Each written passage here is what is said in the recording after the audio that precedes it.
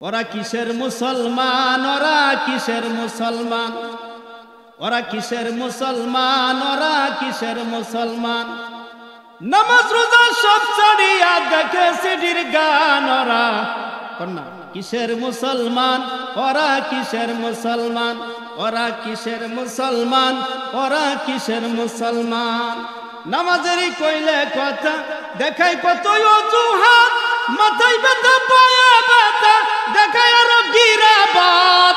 আছে না আপনাদের এলাকা কিছু কিছু মুরব্বী আছে 80 বছর 60 বছর বয়স হয়ে গেছে, যদি মৌলভী সাহেব ইমাম সাহেব যদি বলে যে নামাজ পড়েন না মুরব্বী, হুজুর কি কমু কয়দিন ধরে খুব মাজার ভিতরে ব্যথা।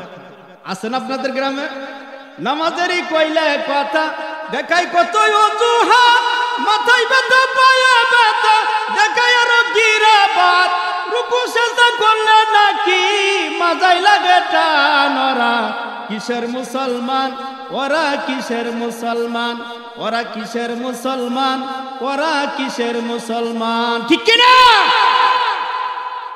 অন্তত পক্ষে আজকে আমাদেরকে যে এই মাহফিলে কুরআন হাদিসের কিছু আলোচনা শোনা এবং বলার যে তৌফিক দান করেছেন, এই জন্য আল্লাহর দরবারে আমরা অন্তরের অন্তঃস্থল থেকে বলি আলহামদুলিল্লাহ। আমার ভাইরা, কুরআন শরীফ জীবন্ত গ্রন্থ নাকি মৃত গ্রন্থ? জোরে বলেন। কুরআন শরীফকে যদি আমি প্রশ্ন করি, কুরআন উত্তর দিতে পারবে কি পারবে না? কুরআন হইল জীবন্ত গ্রন্থ।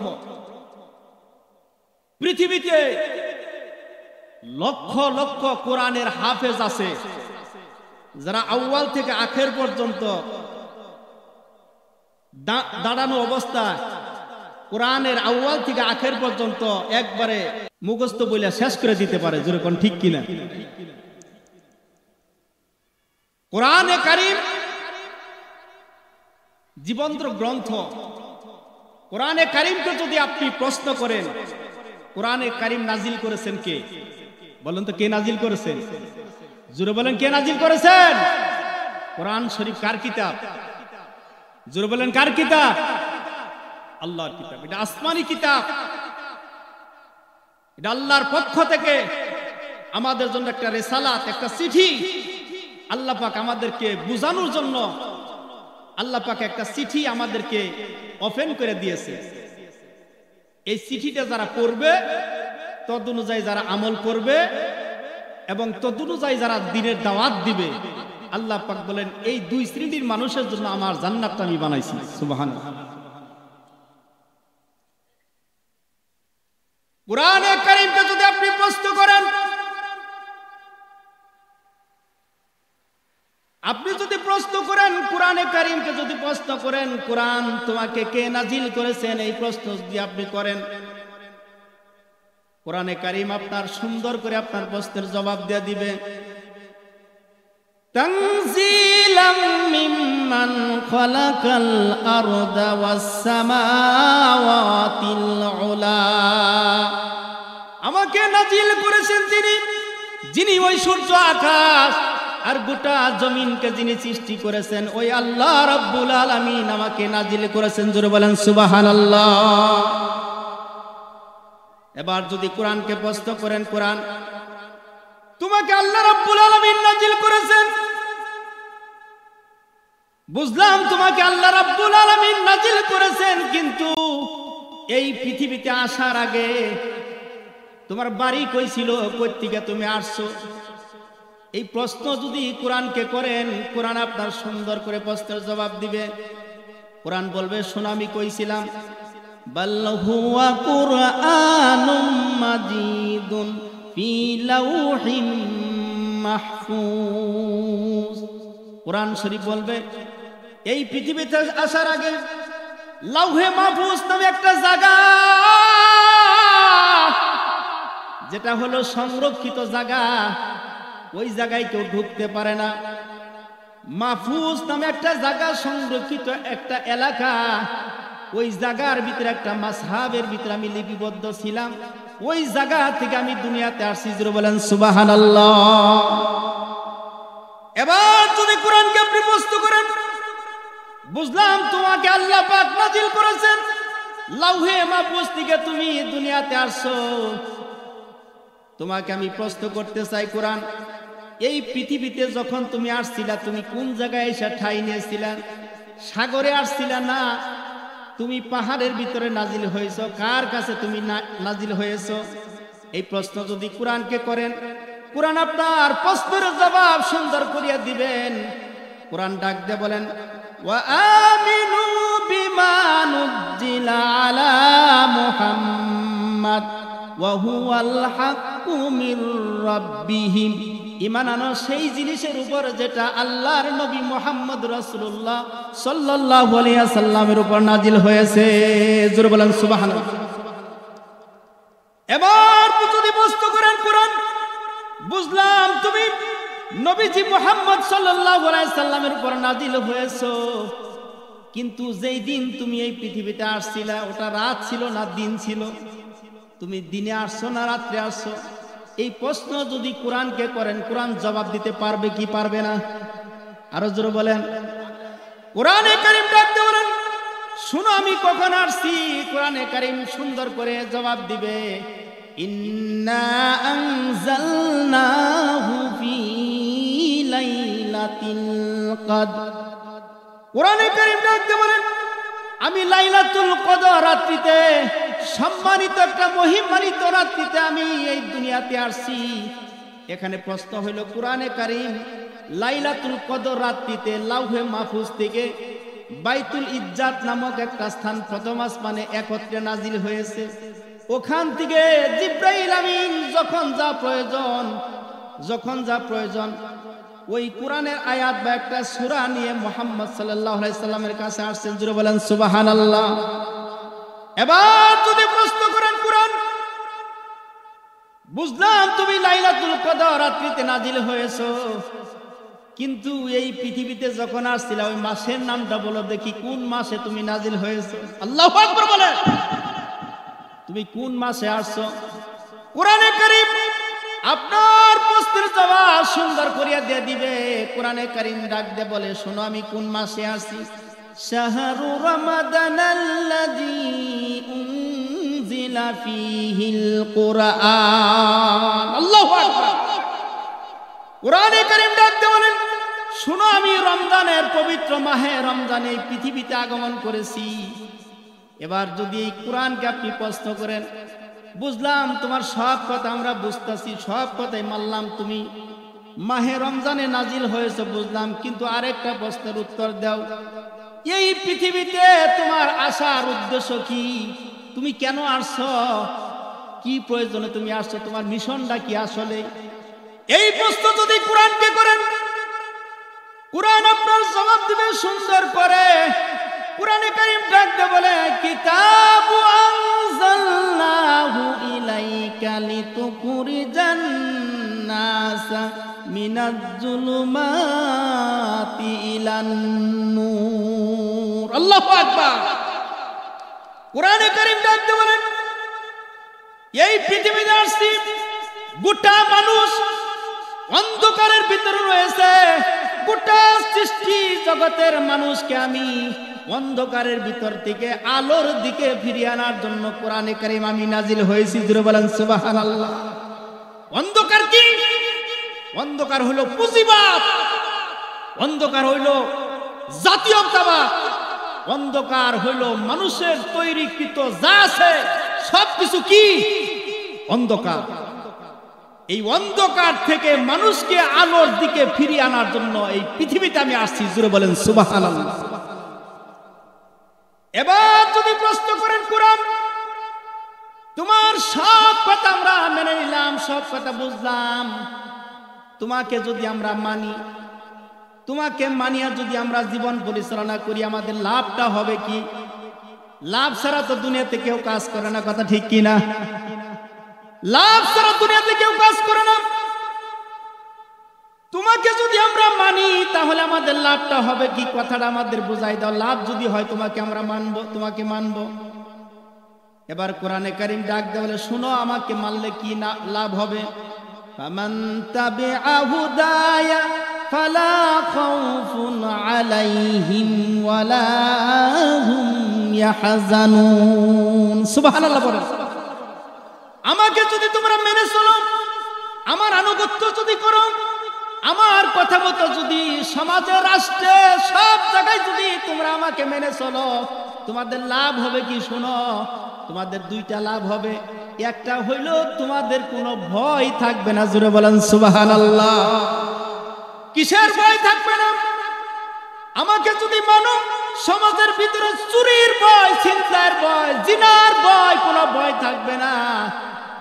এবং ওয়ালা হুম ইয়াহজানুন, কোনো চিন্তাও থাকবে না। জোরে বলেন সুবহানাল্লাহ।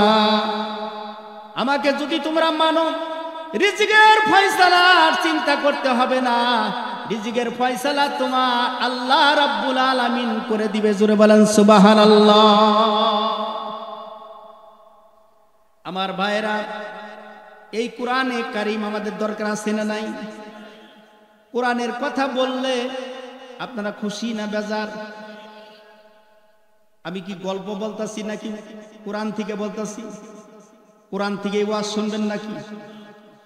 আমার ভাইরা, আজেবাজে কথা আমি বলবো না, সময় নষ্ট করব না। কোরআনে কারীম আমাদেরকে কি দিবে দুনিয়া এবং আখিরাতে, কোরআনকে যদি আপনারা মেনে চলেন।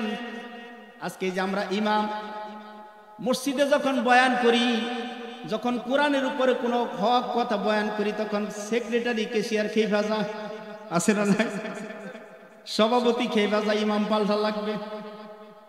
কি হবে বেঁচে থেকে, কি হবে বেঁচে থেকে, অযথা বিদ্যা শিখে যদি না গড়তে পারি শোষণবিহীন সমাজটাকে। জোরে কোন ঠিক কি না?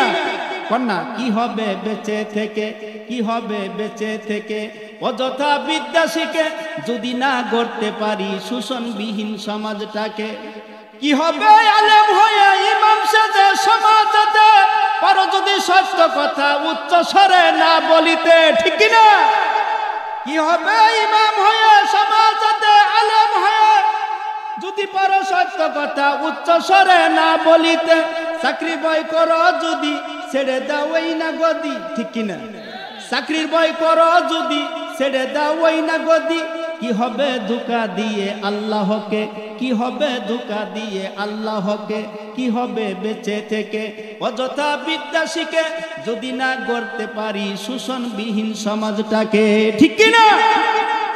কি হবে ছাত্র সেজে চুমু খেয়ে সনদ খানা যদি থাকে বিদ্যালয়টা পরিমণিদের আড্ডাখানা।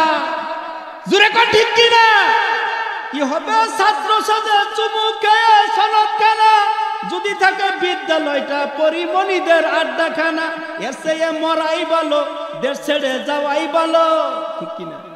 এর চেয়ে মরাই ভালো, দেশ ছেড়ে যাওয়াই ভালো।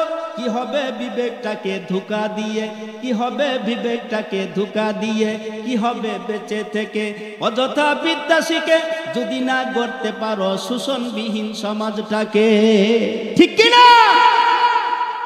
এই জন্য কোরআন আমাদের দরকার আছে না নাই? আজ থেকে না 40 বছর আগে, 30 বছর আগে প্রত্যেকটা বাড়ি থেকে কোরআনের আওয়াজ আসতো।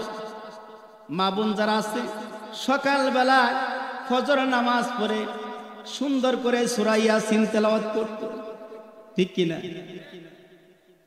আর এখন প্রত্যেকটা বাড়ি থেকে সকালবেলায় দেখেন ডুংডাং কত রকমের গান, ঠিক কিনা? প্রত্যেকটা বাড়ি থেকে কোরআনের আওয়াজ এত সুন্দর করে আসতো। সকাল বেলায় মানুষ, মহিলারা কোরআন তেলাওয়াত করত। ইয়াসিন ওয়াল কুরআনিল হাকীম ইন্নাকা লামিনাল মুরসালিন।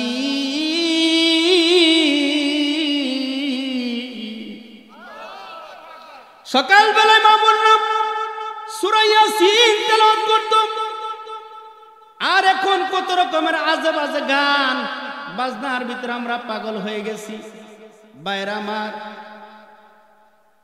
কোরআনকে কত ভালোবাসতো তৎকালীন সময়ের মানুষেরা। আমি আপনাকে একটা ঘটনা বলি।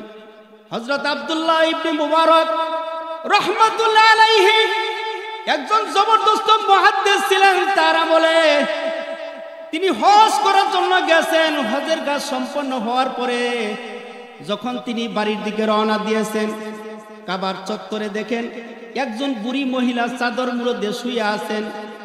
বুড়িটা মরা না জিন্দা পরীক্ষা করার জন্য কাছে গিয়ে তাকে সালাম দিলেন, আসসালামু আলাইকুম। সালামের জবাব ওয়ালাইকুম আসসালাম না হয়ে চাদরের ভিতর দিকে জবাব দিল, সালামুন কওলাম মির রাব্বির রহিম। পরম করুণাময় আল্লাহ সুবহানাহু ওয়া তাআলা তোমার উপর শান্তি অবতীর্ণ করুন। জোরে বলেন সুবহানাল্লাহ। মুয়াদ্দিস সাহেব বুড়িকে মস্ত করলেন। বুড়িমা এই প্রচন্ড রৌদ্রের ভিতরে, এই খোলা আসমানের নিচে মরুভূমির ভিতরে বালুর উপরে কেন শুয়ে আছেন?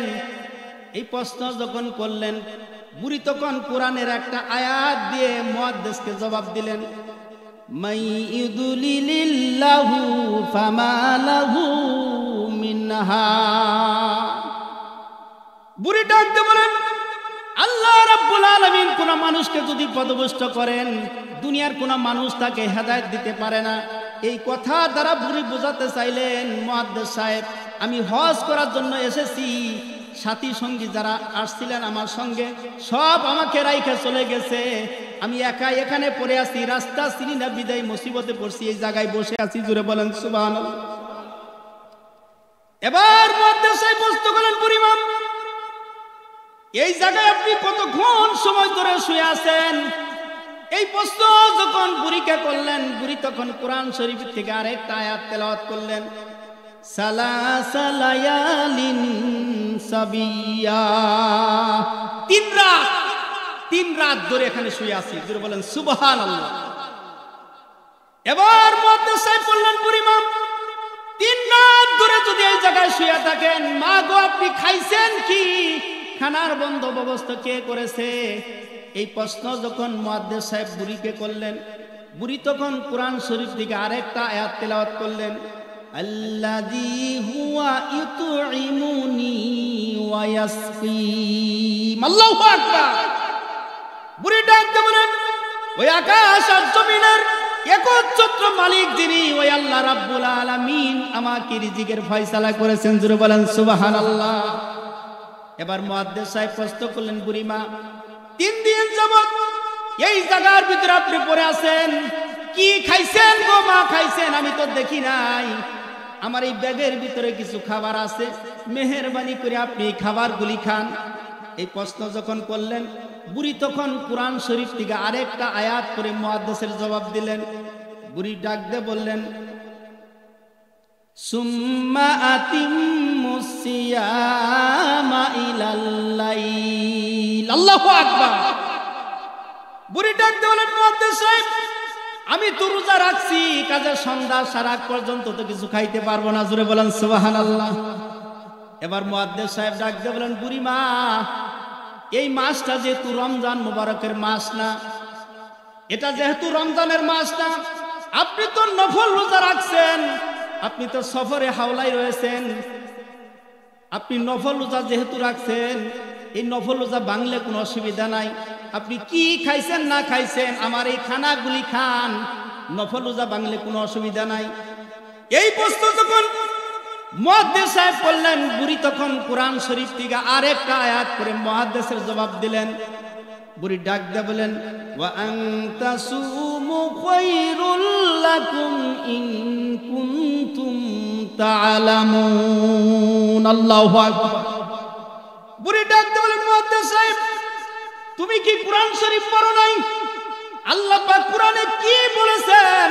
আল্লাহ পাক বলেন, ও দুনিয়ার বান্দা বান্দিরা, তোমরা যদি নফল রোজা রাখো, এই নফল রোজা তোমাদের নিজের শরীরের জন্য কল্যাণকর। আরে মুয়াদ্দিস সাহেব আমার নিজের কল্যাণের জন্য আমি নফল রোজা রাখছি, তোমার মতো মুহাদ্দিসের কথায় আমি রোজা ভাঙবো নাকি? জোরে বলেন সুবহানাল্লাহ। এবার আমার ভাইরা মুয়াদ্দিস সাহেব ডাক দিয়ে বলেন, বুড়িমা আপনি প্রত্যেকটা কথার জবাব কেন কোরআন দিয়ে দেন? কোরআনের আয়াত করে কেন জবাব দেন? আপনি কেন মাতৃ জবানে কথা বলেন না? কোরআন দিয়ে কেন কথা বলেন? আমার বুঝে আসতেছে না। এই প্রশ্ন যখন করলেন, বুড়ি তখন কুরআন শরীফ থেকে আরেকটা আয়াত করে মুহাদ্দিসের জবাব দিলেন, মা ইয়ালফিযু মিন কাউলিন ইল্লা লাদাইহি রাকীবুন আতীদ। আল্লাহু আকবার। বুড়ি ডাকতে বলেন, আরে মুহাদ্দিস সাহেব, মানুষ এমন কোন কথা বলে না যে কথার ভিতরে 100 কথা বললে এর ভিতরে 10টা কথা ভুল না হয়।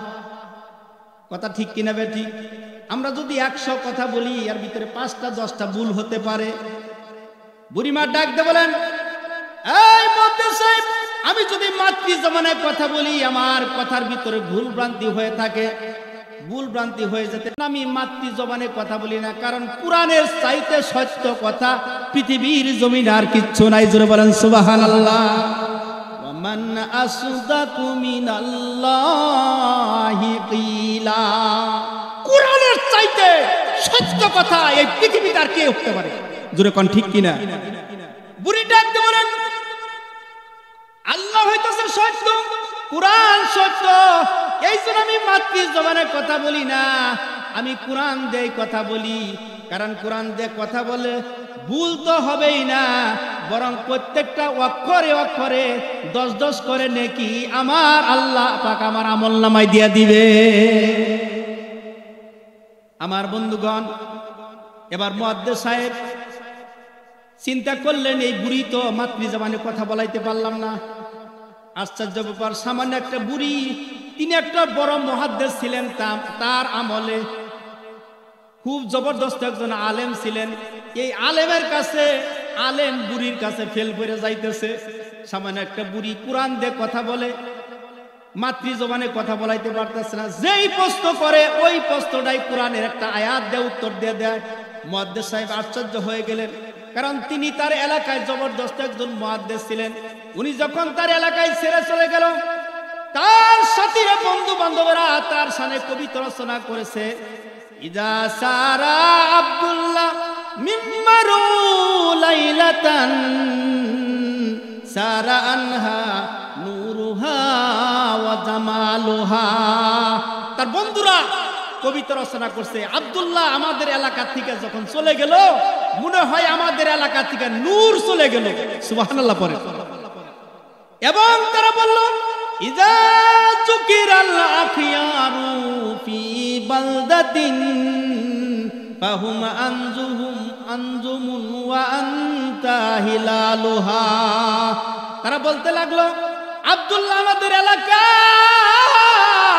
আমাদের এলাকায় আব্দুল্লাহ একজন চাঁদ, আল্লাহর কাছে যেরকম দাম, আল্লাহর কাছে ওই আসমানের চাঁদটা যেরকম দাম, আমাদের কাছে আব্দুল্লাহ ওই রকম আল্লাহর আকাশের চাঁদের মতো ছিল। এই আব্দুল্লাহ আমাদের এলাকায় চলে যাওয়ার পরে মনে হয় আমাদের এলাকার চাঁদটাই চলে গেছে। জোরে বলেন সুবহানাল্লাহ। এরকম একজন বড় আলেম, তিনার সামনে সামান্য একটা বুড়ি কথা বলতেছে কুরআন দিয়া। যেই প্রশ্ন করে সঙ্গে সঙ্গে উত্তর দিয়া দেয় কুরআন দিয়া। এবার চিন্তা করলেন, এই বুড়িকে আমি মাতৃ জবানে আজকে কথা বলাইয়া ছাড়বো। তিনি এই নিয়ত করলেন। জোরে বলেন সুবহানাল্লাহ। দেখি কয়টা কথা বুড়ি কুরআন দিয়ে দিতে পারে, দেখি আজকে প্রশ্ন করতেই থাকবে। জোরে বলেন সুবহানাল্লাহ। আমার ভাইরা, মুহাদ্দিস সাহেব প্রশ্ন করলেন, বুড়িমা তোমার বাড়ি কোন জায়গায়? কোরআন শরীফে তো খানপুর নাই। আছে? কথা কন না কে? খানপুর আছে? কোরআন শরীফে তো খানপুর নাই। দেখি বুড়ির বাড়ির জবাব কি করিয়া দেয়া। এই প্রশ্ন করলেন, আচ্ছা বুড়িমা তোমার বাড়ি কোথায় বলো দেখি। এবার বুড়ি তখন কুরআনে কারীম থেকে একটা আয়াত তেলাওয়াত করে বুড়ির বাড়ির জবাব দেয়া দিলেন। বুড়ি বললেন, সুবহানাল্লাযী আসরা বিআবদিহি লাইলাম মিনাল মাসজিদিল হারামি ইলাল মাসজিদিল আকসা। আল্লাহু আকবার। বুড়ি ডাকতে বলেন, ওই পবিত্র মহান সত্তার কসম, যিনি তার প্রিয় বান্দা মুহাম্মদ সাল্লাল্লাহু আলাইহি সাল্লামকে মসজিদে হারাম থেকে মসজিদে আকসা পর্যন্ত ভ্রমণ করাইয়াছেন। এই কথা দ্বারা বুড়ি বুঝাতে চাইলেন, মসজিদে হারামে হজ করার জন্য আসছি, মসজিদে আকসার কাছে আমার বাড়ি। জোরে কোন সুবহানাল্লাহ। এবার বুড়ি মুহাদ্দিস সাহেব ডাক দেবেন, আচ্ছা বুড়ি মা, আপনি তো মুসিবতে পড়ছেন, বাড়ি চিনেন না, আমার একটা উট আছে, এই উটের উপরে আপনি সওয়ার হন, আমি টেনে টেনে আপনার গন্তব্যস্থলে আপনার বাড়িতে আমি পৌঁছায় দেই। এই প্রশ্ন যখন মুহাদ্দিস সাহেব বুড়িকে করলেন, বুড়ি তখন কুরআন শরীফ থেকে আরেকটা প্রশ্ন জবাব দিয়ে ডিনাই করলেন। বুড়ি বললেন, ওয়া ইন তাফআলু মিন খায়রুই ইয়ালামুহুল্লাহ। আল্লাহু আকবার। বুড়ি ডাকতে বলেন, মুহাদ্দিস সাহেব, তুমি যদি কোনো কল্যাণমূলক কাজ যদি কোনো মানুষের করো, অর্থাৎ যদি একরাম করো, ছোটখাটো যদি একটা একরাম যদি কারো করো, আল্লাহ পাক এর বেনিফিটটা সঙ্গে সঙ্গে তোমার আমলনামায় আল্লাহ লিখে দিবে। এবার বুড়ি মুহাদ্দিস সাহেব উট নিয়ে সামনে রাখছে। এবার বুড়ি উটের উপরে সওয়ার হইতেছেন। উটের উপর সওয়ার যখন হইতেছেন, হঠাৎ করে বুড়ি তাকায় দেখলেন মুহাদ্দিস সাহেব তার দিকে তাকায় আছেন। এবার বুড়ি কুরআন শরীফ থেকে আরেকটা আয়াতে কারিমা তেলাওয়াত করলেন, কুল্লিল মুমিনিনা ইয়াগুদ্দু মিন আবসারিহিম। বুড়ি ডাকতে বলেন, আল্লাহ পাক বলেন, হে নবী, আপনি মুমিন বান্দাদেরকে বলে দেন তারা যেন নিজের চক্ষুটাকে পর নারী থেকে নিম্নগামী করে। জোরে বলেন সুবহানাল্লাহ। এই কথা দ্বারা বুড়ি বুঝাতে চাইলেন, এই মুহাদ্দিস সাহেব, আমি একটা বুড়ি মানুষ, উটের উপরে সওয়ার হতে গিয়ে আমার গায়ে সদর বেসদর হয়ে যেতে পারে, দয়া করে নিজের চক্ষুটাকে নিম্নগামী করেন। জোরে বলেন সুবহানাল্লাহ। আমার এক লোক প্রশ্ন করে, হুজুর, এই মহিলা কি একবার দেখা যায় যাচ্ছে না? চিন্তা করছে। আমি বললাম যে সামনে যদি পড়ে এক নজর হঠাৎ পইরাই যা, এক লামহা সঙ্গে সঙ্গে নিজের চক্ষুটাকে নিচের দিকে নিতে হবে। গুদ্দু মিন আবসারিহিম, সঙ্গে সঙ্গে নিজের চক্ষুটাকে নিচের দিকে নিতে হবে। এখন আমার এই খবিসে প্রশ্ন করে, হুজুর, যদি সামনে কোনো গাছগাছালি না থাকে, মহিলা যদি যাইতেই থাকে, তাহলে কি আমি দেখতেই পারবো? চিন্তা করছেন? মুসলমানদের প্রশ্নের কোনো ঠিক নাই। একজনে জিজ্ঞাসা করে, হুজুর, আমি পান খাইতে। হুজুর কয়, পান যে খান, পানের দোয়া জানেন? আমি বলি, পানের দোয়া জানি না মানে? আল্লাহুম্মা বারিক লানা ফিমা তাম্বুলানা। কয়, দেখেন তো আমরা যে বিড়ি খাই দোয়া হয় কিনা, আল্লাহুম্মা বারিক লানা ফিমা বিড়িটানা। আরে ইসলাম রহস্যের বিষয় না আমার ভাইরা রে। এবার বুড়ি বলতেছেন, মুহাদ্দিস সাহেব, আমি একটা বুড়ি মানুষ, উটের উপরে সওয়ার হতে গিয়ে আমার গায়ে সদর বেসদর হয়ে যেতে পারে, দয়া করে নিজের চক্ষুটাকে আপনি নিম্নগামী করেন। এবার মুহাদ্দিস সাহেব উটের রশি টেনে টেনে নিয়ে যাইতেছে। কিছু দূর যাওয়ার পরে মুহাদ্দিস সাহেব ব্রেনে একটা জিনিস কিয়াস করতেছে, আহার এই বুড়িকে তো আমি তো কোনো মাতৃ জবানে কথা বলাইতে পারলাম না। এবার চিন্তা করলেন, দেখি বুড়িকে আর একটা প্রশ্ন করি, আচ্ছা বুড়ি মা, তোমার কোনো সন্তানাদি আছে? সুবহানাল্লাহ পড়বেন না? বুড়ি মা, তোমার কোনো ছেলে মেয়ে আছে? এই প্রশ্ন যখন করলেন, বুড়ি তখন কুরআন শরীফ থেকে আরেকটা আয়াত পড়ে মুহাদ্দিসের জবাব দিলেন, আল মালু ওয়াল বানুনা জিনাতুল হায়াতিদ দুনিয়া। আল্লাহু আকবার। বুড়ি ডাকতে বলেন, মাল আর সম্পদ এবং ধন সম্পত্তি এইগুলি হইল দুনিয়ার সৌন্দর্য। আল্লাহ রাব্বুল আলামিন আমাকে সন্তানাদি দিয়েছে। জোরে বলেন সুবহানাল্লাহ। এবার মুহাদ্দিস সাহেব বললেন, সন্তান যদি দিয়া থাকে, দেখি বুড়ি সন্তানের নাম রাখছে কি, কারণ সব নাম তো কোরআন শরীফে নাই। এবার মুহাদ্দিস সাহেব প্রশ্ন করলেন, বুড়ি মা, সন্তান যদি রেখে থাকে তাহলে তাদের নাম কি রাখছেন বলেন তো দেখি। এবার বুড়ি কুরআন শরীফ থেকে যথারীতি তিনটা আয়াতে কারিমা তেলাওয়াত করলেন, আল মালু ইয়াহইয়া খুযিল কিতাবা বিকুওয়া ওয়া কাল্লামাল্লাহু মুসা তাকলিমা ওয়াত্তাখাযাল্লাহু ইব্রাহিম খলিলা। আল্লাহু আকবার। বুড়ি বললেন, ইয়াহিয়া মুসা ইব্রাহিম খলিলুল্লাহ আমার ছেলে। জুড়ে বলেন সুবহানাল্লাহ। আর আমরা সন্তানদের কি আজে বাজে নাম রাখি। আরেকদিন আমি ধনবাড়ি যাইতেছি, অটো দিয়ে যাইতেছি, এমন সময় এক মহিলা গেট থেকে বাসার থেকে বাইরে এসে বলতেছে, বিমান বিমান করে ডাকলো। আমি চিন্তা করলাম এখানে তো কোনো এয়ারলাইন্স নাই, এখানে বিমান আইলো করতে গিয়ে। পরে দেখি বুম্বাস্টিক মার্কে একটা বাচ্চা এইরকম ভাবে হাঁটতেছে। আমি বললাম এটার নামই বিমান। কি আজে বাজে নাম আমাদের সমাজে আছে। এই আজে বাজে নামের কারণে মা বাবা কিয়ামতের দিন জাহান্নামে যাবে। কিয়ামতের দিন আল্লাহ রাব্বুল আলামিন ডাক দিয়ে বলেন, বেলাল। অনেকগুলি বেলাল দাঁড়ায়া যাবে। আল্লাহু আকবার বলেন। আমার আল্লাহ ডাক দিয়ে বলেন, এতগুলি বেলাল কেন? আমি তো এতগুলি বেলালকে ডাক দেই নাই। মদিনার কামলেওয়ালা নবী প্রেমে পাগল হইয়া যিনি জীবন দিয়েছে, ওই কালা কুচ্ছিত বেলাল, ওই বেলালটাকে আমি ডাক দিয়েছি। এতগুলি বেলাল কেন? অন্যান্য বেলালগুলি বসে পড়বে। আল্লাহ পাকের তখন অন্তরের ভিতরে ঝুট জাগবে। আল্লাহ পাক বলেন রহমতের চারা দিবে, রহমতের দরিয়া নাড়া দিবে। আল্লাহ পাক বলেন, এই আমার বান্দারা বসিও না, দাঁড়ায় থাকো। ওই মদিনার বেলালের সঙ্গে দাঁড়ায় থাকো। তোমার মা বাবা কষ্ট করে মদিনার বেলালের সঙ্গে তালের সাথে তাল মিলাইয়া বেলাল নাম রাখছিলেন, যার খাতিরে আমি তোমার জীবনের গুনাহগুলি মাফ করিয়া দিলাম। আমাদের এলাকায় বহু বেলাল আছে, সারাদিন গাঁজা খায়, আছেন।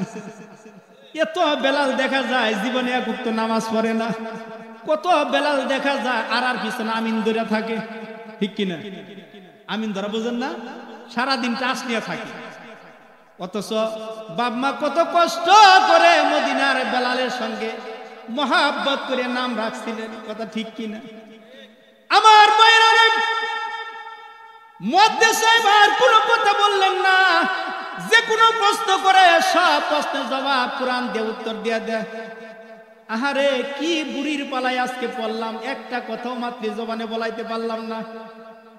মুহাদ্দিস সাহেব আর কোনো কথা বললেন না। যাইতে যাইতে যাইতে যাইতে বাড়ির কাছে গিয়ে বলছে, বুড়িকে দেখিয়া তার ছেলেগুলি দৌড়ায় আসলেন। আসার পরে বুড়িকে যখন সালাম দিলেন, বুড়ি সালামের জবাব নিয়া নিজের কুচ থেকে যেন কি বাহির করলেন। বাহির করার পরে ছেলেদের হাতে দিয়া কোরআন শরীফের একটা আয়াত করলেন। সুবহানাল্লাহ পড়েন। বুড়ি বললেন, ফাবাআসু আহাদাকুম বিওয়ারিকিকুম হাযিহি ইলাল মাদিনা। বুড়ি ডাক দিয়ে বলেন, আরে বাবারা, আমার কাছে কিছু স্বর্ণ রূপা চাঁদি আছে। এই স্বর্ণ রূপা চাঁদিগুলি তোমাদের দিলাম, এইগুলি নিয়ে বাজারে যাও। যাওয়ার পরে সুন্দর কিছু ফল সামগ্রী কিনে আনো, বাড়িতে মেহমান আসছে। সুবহানাল্লাহ পড়েন। ছেলেরা তার কাছ থেকে স্বর্ণ রূপা চাঁদিগুলি নিয়ে দৌড়াইয়া বাজারে গেল। মুহাদ্দিসকে নিয়ে বুড়ি বাড়ির ভিতরে ঢুকলেন। এবার ছেলেরা ফল উত্তম কিছু সামগ্রী নিয়ে বাসায় আসলেন। আসার পরে বুড়ি ওই ফল সামগ্রীগুলি সুন্দর করে কেটে দস্তরখানা বিছাইয়া মুহাদ্দিসের সামনে সুন্দর একটা প্লেটের ভিতরে দিয়া থালটা দিয়া কোরআন শরীফ থেকে আরেকটা আয়াত পড়লেন, কুলু ওয়াশরাবু হানিআম বিমা আসলাফতুম ফিল আইয়ামিল খালিয়া। আল্লাহু আকবার। বুড়ি ডাকতে বলেন, মুহাদ্দিস সাহেব, বিগত দিনে যত পরিশ্রম তুমি আমার জন্য করেছো, তার বিনিময় তোমার জন্য কিছু মেহমানদারির ব্যবস্থা করেছি। এই যে কিছু ফল সামগ্রী তোমার জন্য এনেছি, এই ফল সামগ্রীগুলি তুমি খাও। মুহাদ্দিস সাহেব জলদি করে খানা দানা শেষ করিয়া ঘরের এক কোণে ছেলেদেরকে ডাক দেনে বলে, বাবার আগেও তোমার মা এইভাবে কতদিন যাবত তোমাকে এইরকম তোমার মা কোরআন শরীফ থেকে আয়াত করে কথা বলে, কতদিন যাবত তোমার মা কোরআন দিয়ে কথা বলে? ছেলেরা ডাকতে বলতেছেন, ওগো মুহাদ্দিস সাহেব, আমার মা আমরা জ্ঞান হওয়া অবধি থেকে দেখতেছি কোরআন দিয়ে কথা বলে, জীবনে কোনোদিন আমরা মাতৃ জবানে কথা বলতে দেখি নাই। আমরা এতদিনই হিসাব করে দেখতেছি আমার মা 1 বছর 2 বছর 3 বছর না, আমার মা বিগত 40 বছরের ভিতরে কোনোদিন কোরআন ছাড়া কথা বলে নাই। লিল্লাহি তাকবীর, লিল্লাহি তাকবীর। আমার ভাইরা, সেই কোরআনের ভালোবাসা, এই কোরআনের ভালোবাসা আমাদের অন্তরের ভিতরে নাই। শতকরা 90% মানুষ কোরআন শরীফ পড়া জানে না, কথা ঠিক কিনা? 10% মানুষ কোরআন শরীফ যদিও পড়ে কিন্তু জীবনে কোনোদিন কোরআন শরীফ বাহির করে তেলাওয়াত করে না, কথা ঠিক কিনা? সমাধান চাও যদি জীবনে মরণে, ফিরে যাও খুঁজে নাও চোখ রাখো কোরআনে। কন্যা, সমাধান চাও যদি জীবনে মরণে, ফিরে যাও খুঁজে নাও। ঘুমাইছেন নাকি আপনারা? কন্যা, ফিরে যাও খুঁজে নাও।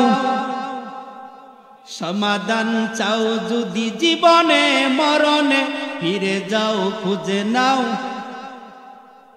ফিরে যাও খুঁজে নাও। এ বাণী সকলের নয় শুধু মুমিনের, যারাই চলবে মেনে ফল পাবে কোরআনের। মারহাবা বলে। এ বাণী সকলের নয় শুধু মুমিনের, যারাই চলবে মেনে ফল পাবে কোরআনের। গরে কিংবা তুমি রাষ্ট্রে বলো, গরে কিংবা তুমি রাষ্ট্রে বলো, অশান্তি দূর করে শান্তি আনে। সমাধান চাও যদি জীবনে মরণে, ফিরে যাও খুঁজে নাও চোখ রাখো কোরআনে। সুবহানাল্লাহ পড়ে। কোরআনের বরকত আছে না নাই? বিসমিল্লাহর বরকত আছে না নাই? বিসমিল্লাহর বরকত নাই বাবা? জোরে বলেন, আছে না? বিসমিল্লাহ কি রকম বরকত? নূহ আলাইহিস সালামকে আল্লাহ বললেন, নূহ, তোমার সম্প্রদায়ের উপর আমি অসন্তুষ্ট হয়ে গেছি। তুমি এখন তোমার কওমদেরকে থেকে আলাদা হয়ে, তোমার কওম যারা তোমার উপরে ঈমান, আমার উপরে যারা ঈমান আনছে, তোমাকে নবী বলে যারা মানছে, তুমি তাদেরকে নিয়ে একটা কিস্তি বানাও। এই কিস্তির উপরে নিয়ে তুমি তাদেরকে ওই কিস্তির উপরে নিয়ে উঠাও। এবার নূহ আলাইহিস সালাম ডাক দেবে, আল্লাহ কিস্তি বানাবো কই থেকে? আমার তো কোনো টাকা নাই, পয়সা নাই, কিস্তি বানাবো কি দিয়া? আমার আল্লাহ ডাক দেবে, নূহ রে, ওই যে দরিয়ার কিনারে দেখা যায় বিশাল আকার একটা গাছ, ওই গাছটা কাটিয়ে তুমি একটা কিস্তি বানাও। নূহ আলাইহিস সালাম ওই গাছের কাছে গেলেন, দরিয়ার কিনারে যাইয়া ঘুরতেছে, গাছের চতুর সাইডে ঘুরারা, গাছের আগার দিকে তাকায় আবার গোড়ার দিকে তাকায়। নূহ আলাইহিস সালাম চিন্তা করলেন, এই গাছ আমার দ্বারা কাটা সম্ভব না। এবার আল্লাহকে ডাক দিলেন, মাবুদ, এই গাছ আমার দ্বারা কাটা সম্ভব না, আমি এখন কি করবো? এই গাছটা কিভাবে কাটবো? আমার আল্লাহ ডাক দাও, কয়, নূহ রে, অমুক গ্রামে একটা পালোয়ান আছে, যে পালোয়ান নাম আউস বিন আনাক। মতান্তরে কোনো ভাষায় বলা হয় উজ দাবে খ্যাতি লাভ করেছিলেন। ওই উজকে ডাক দিয়া নিয়া তুমি এত বড় বিশাল গাছটা তুমি কাটিয়া নাও। নূহ আলাইহিস সালাম উজের বাড়িতে রওনা দিলেন। উজকে বাড়ির দিকে বাহির দিকে ডাকতেছে, উজ। নূহ নবীর চিল্লানি শুনে উজ ঘর দিকে বাহির হয়ে আসলেন। আসার পরে দেখে নূহ নবী ডাকতেছে। এবার আশ্চর্য হয়ে গেছে, নূহ নবী আমার কাছে কি ব্যাপার, কেন আসছেন? আমার কাছে কেন আসছেন? এবার নূহ নবী ডাকতে বলে, উজ রে, ওই যে দরিয়ার কিনারে দেখা যায় বিশাল আকার একটা গাছ, ওই গাছটা তুমি আমারে কাটিয়ে এনে দিতে পারবা? উজ ডাক দে বলে, নূহ নবী, এটা কি কোনো ব্যাপার হইল নাকি? আমি কাটিয়া দিব, কিন্তু আপনি আমার বিনিময় দিবেন কি? কিন্তু লাভ ছাড়া কেউ কোনোদিন কাজ করে না। জোরে বলেন সুবহানাল্লাহ। তুমি আমারে দিবা কি?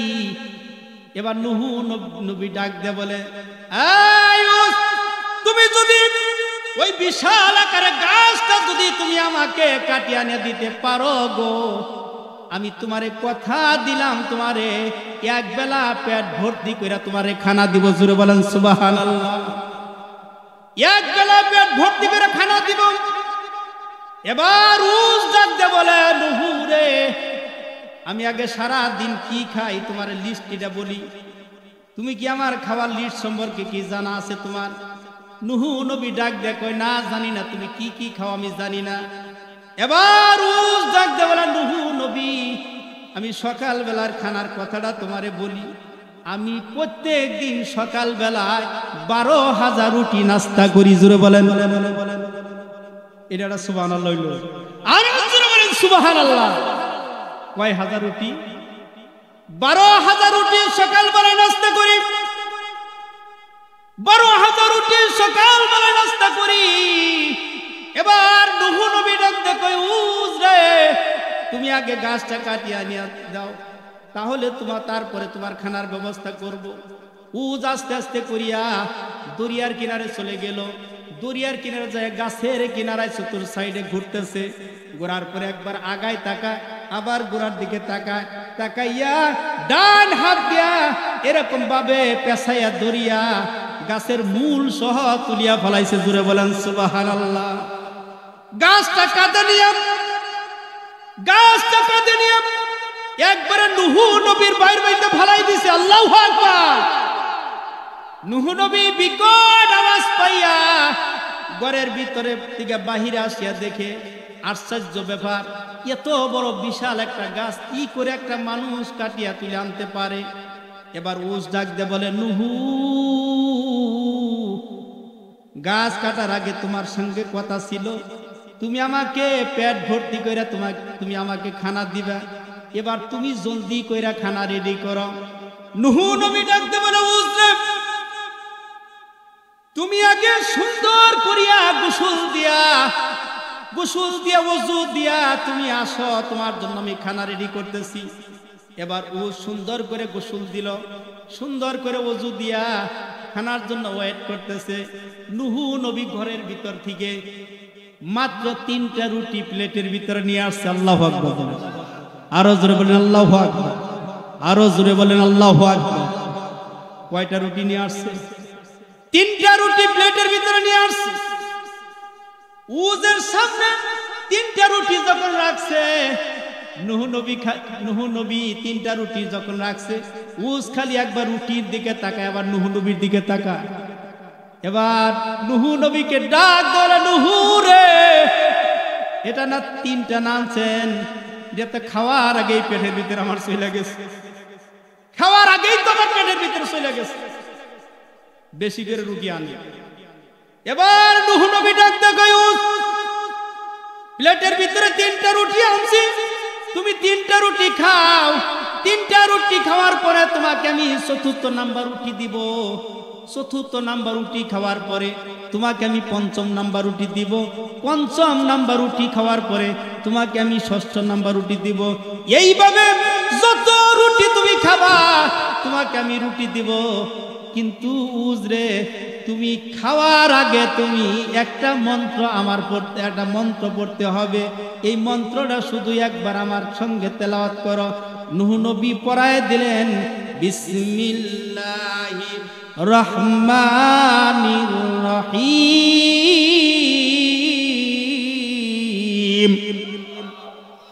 নুহু নবী যখন বিসমিল্লাহ পড়ায় দিয়েছেন, এই বিসমিল্লাহ পড়ানোর পরে একটা রুটি খাইয়া, বাবা রে,